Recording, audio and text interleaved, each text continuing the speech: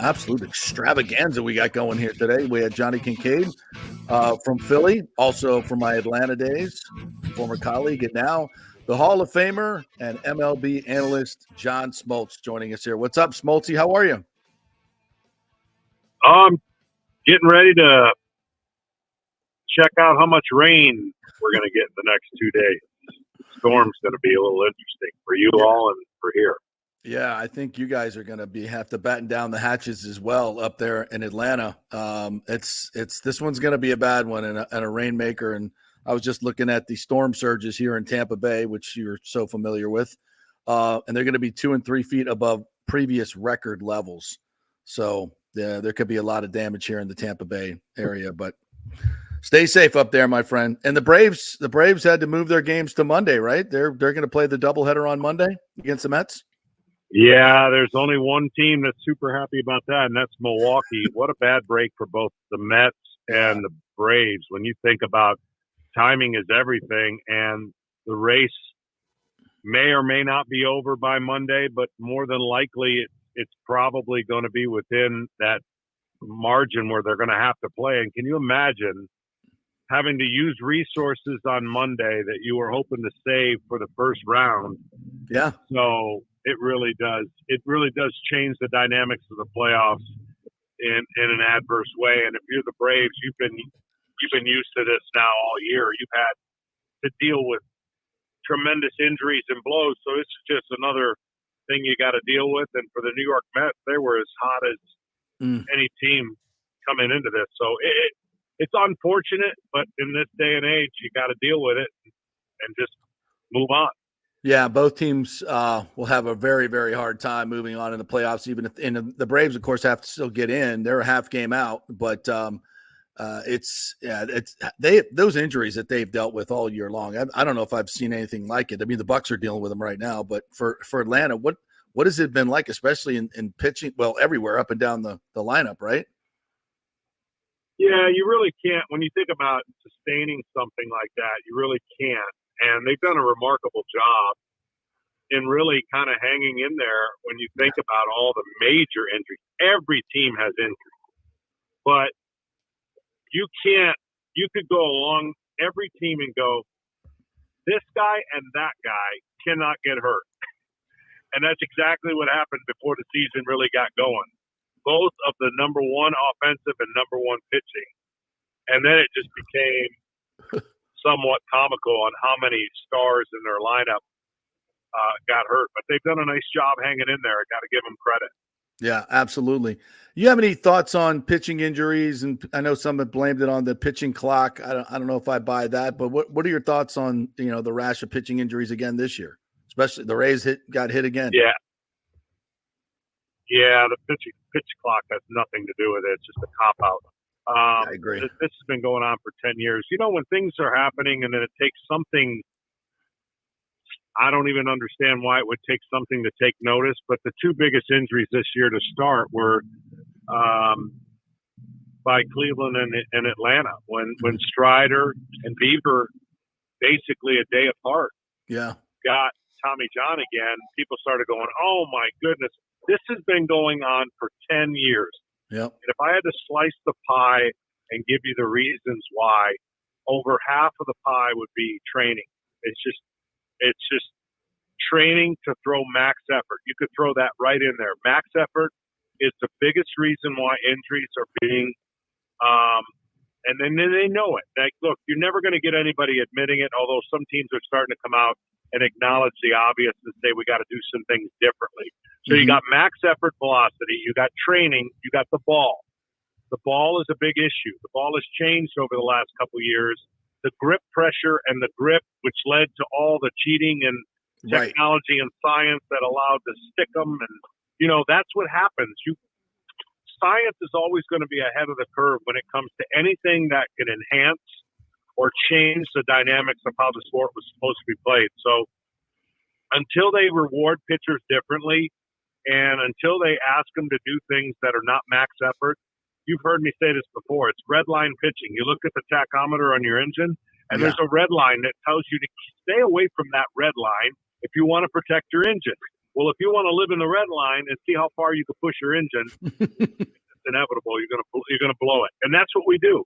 So we have to share one more corny illustration. There's a reason there's stop signs for when we're driving. If you keep blowing through stop signs, you're going to get in an accident. And we blow through all the stop signs that pitching and doctors and people have been saying for years. It's like, whatever. We're just going to keep blowing through it. We'll just get the next guy. Well, now Major League Baseball is going to have to think about instituting another rule around pitching to change the reward system and the way that baseball operates. What would that look like? I've heard, was it Matt Olson that was talking, or maybe it's Whit Merrifield that was talking about these guys. Half of them don't even know where the ball's going. They're just trying to throw it 100 miles an hour. Now it's a safety issue for the batters as well, right? It is. And listen, nobody is doing anything that's against the rules right now. Right. But they've taken advantage of what you're allowed to do at such a rate that it will not self-correct. So, every major sport looks at their sport in totality to say, we don't like this trend. We'll give this trend some time to see if it self-corrects. If it doesn't self-correct, we're going to make a rule change. The problem with baseball for the longest time is they've been the last ones to make rule changes. So when it happens, people get all bent out of shape. Right. You look at hockey, NBA, NFL, they've all made rule changes, and they all get over it really quick.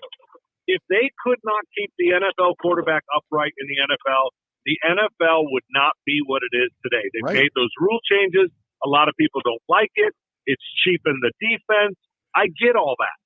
But the NFL looked at it as an entity that says, we can't go down this trend. Baseball did that 2 years ago with the lack of action, with the way the game was being played analytically, and everyone got over it, and now the game is kind of vibrant again, at least with an action standpoint. Yes. The same has to be said for pitching, because no one is promoting something that we know is long-term, has value. So you can tie the pitcher to the DH. That's one way where teams can still operate the way they want. But you know what it eliminates? It eliminates the opener. I don't even like saying the word opener because that's a dumb made-up word. But that's what's happened. And you flush your system with so many pitchers that they can't stay healthy, but you get 35 to 38 of them in a year. What I would strongly suggest is that you limit how many relievers can be on your staff. If you start doing the limitations to either the up and downs in the minor leagues, so imagine if you're limited with the amount of resources you can have as relievers, you're going to teach your starters to go longer. You're going to change the reward system, and you're going to go back to what they've always been able to do. But if you want to operate the same with new rule changes, good luck to you. You can do that. See, that's the beauty of rule changes. Philosophically, you have to make a decision. Do I bend towards the rule changes, or do I stay the course and think I can still do it? That's a great point. And, when I think of the Rays, we switch it over to the Rays have done that. They basically use arms as disposable entities and just say, we're just going to go through 38 of them. We want you to throw that slider because it's your best pitch on every single pitch. Keep throwing it. Arms aren't made to do that, right, John? I mean, how often did you throw? You have to give your arm a rest. You weren't throwing max effort. I'm sure I know Maddox wasn't, and I'm sure Glavine wasn't either. Think about this one central stat. The use of the fastball is the lowest it's ever been in the history of the game. But the velocity of the fastball is the highest it's ever been. But the spin rate and the velocity of breaking balls is being used more than ever before. That, I would make an argument, is the devastation of arms, because we live in an addicted society. You show a 7, 8, 9, 10-year-old a curveball, do you think they're going to have the resources to go, I should only throw a couple of them? No, they're going to throw them every chance they can because no one can hit it. Right. So when I talk about the addiction to information and what we've gotten used to, swing and miss stuff, show the hitter everything you got, only go through the lineup 1.5 times, in theory, that's going to keep everybody healthier. It hasn't worked. Right. It's backfired. The reason it's backfired is the arm can't sustain it. Mm-hmm. If I would love to see somebody do this and just see if my argument holds water. If you have a 98-mile-an-hour fastball, I don't agree you should throw it 98 every single time.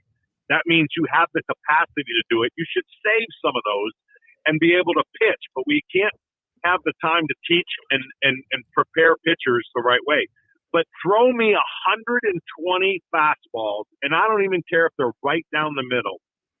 I'm saying it's easier on your arm to do that than make nasty pitch after nasty pitch after nasty pitch when you're not even in a tough situation. So to answer your question, Glavine pitched off his fastball. No one would know that. They would just know his changeup's good. Maddox pitched off his fastball. We threw a high percentage of fastballs, but we never max effort. Right. How is it that guys in our generation, we were not better, by the way. We're not claiming we're better. The guys today are way better. But guess what? It doesn't matter. They're not lasting. Yeah. But why is it we never max effort and the majority of us kept our fastball the whole career? Yeah. There's something to be said to that.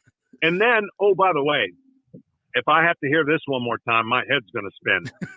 The team went through a long postseason run, and that's why we went through 14 in a row. Nobody told us, hey, you guys are going to have a tough year next year. So the value of what we were being rewarded for then mattered to us. That's what we chased. The value of what guys are being rewarded to now matters to them. That's what they're chasing. Mm-hmm. It's really not their fault. You can't even get a young, mature pitcher to go, hey, you know what? I really want to pitch 10 years. I'm going to throttle it back. That guy will get set down. He doesn't even have control over his own career. It's such a great point. Go ahead, Nick. John, do you think I saw this, there's the talk about the 6-inning mandatory rule change that MLB is reportedly maybe trying to implement. Do you think that would go or sort of change the way that pitchers sort of have to adjust in terms of the stuff that you're saying? I mean, somewhat. It's a good starting point. Yeah. When you're thinking about the root cause again of this whole epidemic, it's really been this max effort stuff. You know, when people talk about going to a 6-man rotation, I kept screaming, that's the worst thing you can do. And they're like, why? I said, you give a guy that throws 98, 99 an extra day, what do you think he's going to do? Do you think he's going to throttle back? He's going to think he can throw harder. Yeah, he's got an extra day. It's all backfired because out of a computer and a spreadsheet, it makes sense. Yeah. It really does. And when I see the kind of stuff and when I see the kind of stuff coming off of the mound, I kind of drool too. But then I realize that can't last. No. I want to see Paul Skeens pitch for 10 years on the track he's on. Just go back. I just want somebody to tell me one dynamic stud that came in the game that lasted. You cannot think of one, maybe other than Garrett Cole, and he just recently, got hurt.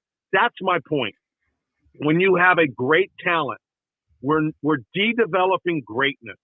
We're taking them in short stints and going, we don't care after 3 years if he breaks down because we're going to get another guy coming right behind him. That is a bad philosophy. Yeah, I don't like it. We could go on and on like this. I don't want to keep too much of your time here, John. I love talking pitching with you. I got to hit the Rays real quick. Their offense, thank God the White Sox were here this year. Otherwise, this Rays offense would be dead last in everything. They're 29th in everything. Their pitching in September has been unbelievable.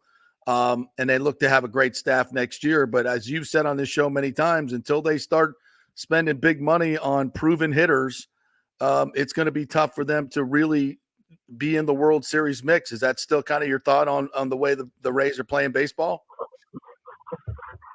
Yeah, there's all kinds of philosophies that so-called work, but the way the Rays have operated, they've disproved a lot. But it's kind of still a delay to what the question you're asking. Like, how many miracles can you pull off? Right, exactly. Right? How many different things can you show how valuable your information, how smart you are, which they are. It's no denying they have great assessment ability to gather information and put a game plan together and execute it. But then what comes in the way of that is that's only if everyone stays healthy. Right. And so because of where they play, because of their payroll and how they operate, they have to make great decisions. They can't afford to make bad decisions or get bad breaks. So I could argue that next year they could have one of the best pitching staffs in all of baseball. Absolutely. And I could argue that if everyone stays healthy, they're right back in the mix. There's no drop off, even though they didn't make the playoffs this year. But to your point, are they going to stay with the philosophy of hitting that has been always been? That's a tough way to go about it. They have money to spend, John. They've got lots of money to spend. Yeah. They just choose not to. They get plenty of money. They get And 300. But they have a $45 million payroll going into next year. Would you, if as a fan, I'm saying, go get me 2 or 3 hitters. You can afford it to get over $100 million payroll for the first time ever. It's not that much money. It's still $60 million below the average, the payroll average. Why would you not? Yeah. Why would fans not say, go spend some money? You have a generational pitching staff next year. Go get me 3 hitters and spend the money. Right? I mean, this is not rocket science. Yeah, and they might, but no, they there's won't. also No, they the won't. there's also the elephant in the room where they've had one of the worst breaks in the history of baseball with their young shortstop. Yeah. Oh, yeah. That Absolutely. is a franchise ruiner, right? Yeah, I mean, you absolutely. cannot anticipate something like that where they went and spent the money on a franchise difference maker, a shortstop who's talented beyond belief and may never play again. Yeah. So you can't, it's hard. Like I said, you that might have been a direction where you go, okay, now we can add some pieces. When you lose that and it's not replaceable, maybe that had some impact in some of the things that they were going to do and now can't, and they got to reshape and rethink.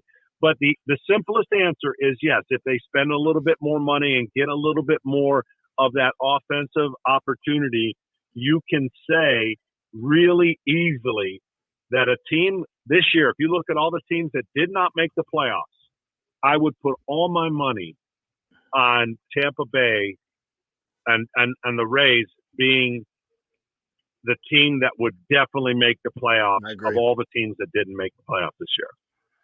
All right, before you go, give me just a couple of minutes on these playoffs. I mean, the Dodgers, I think, have kind of underperformed this year with although they've had some injuries, but their lineup, everything, Shohei has just been unbelievable. And the Yankees have kind of recovered now. Who do you see as the hottest and the best teams going into the playoffs? Yeah, this is going to be, to me, and I have the National League this year, so I'm really excited about the matchups and the first time we're ever going to see Ohtani in the playoffs. How about that? Really is something that needs to happen.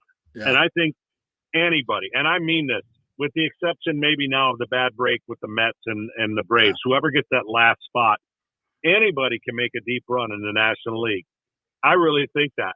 But the team that I think has been and probably was one of the favorites before the year, their complete roster, Philadelphia. Philadelphia has every component you would want to make a deep run. Milwaukee's sitting there with no one paying attention. And, oh, by the way, they just won their division going away. They're a thorn in the side of everybody. But San Diego, dangerous. Like, I can make an argument for every team on why they could make a run and upset. This is about matchups in the 3 out of 5 series. Mm-hmm. Whoever gets through the first round, there's some bad matchups for certain teams. In the American League, I would not want to play the Cleveland Guardians. Mm. That is a bad matchup for certain teams because they play clean baseball. They lock you down after 6, and you just have to beat them. It reminds me of some of the Rays teams when they were doing their thing where you had to beat them. Now, if they didn't score any runs, that's how you would beat them. But the New York Yankees are coming around. I thought the 2 best rosters before the injury barrage were the Baltimore Orioles and the Philadelphia Phillies. You can make an argument for the Dodgers. They've had just as many big injuries. Their rotation's a shell of themselves. Of course, Glasnow being a former Ray, never pitching more than 130 innings. I mean, the narrative in the pitching has just decimated some really, really good teams. So baseball and the playoffs are going to be intriguing. I would not be shocked. I would not be shocked if we don't get the 4 best teams. You know, again, I'm hopeful that the 4 best teams some of them get by this rest period, because it's been bad the first 2 years of this playoff formula for the 4 best teams. Only the Astros have been able to survive that nuance in the playoffs.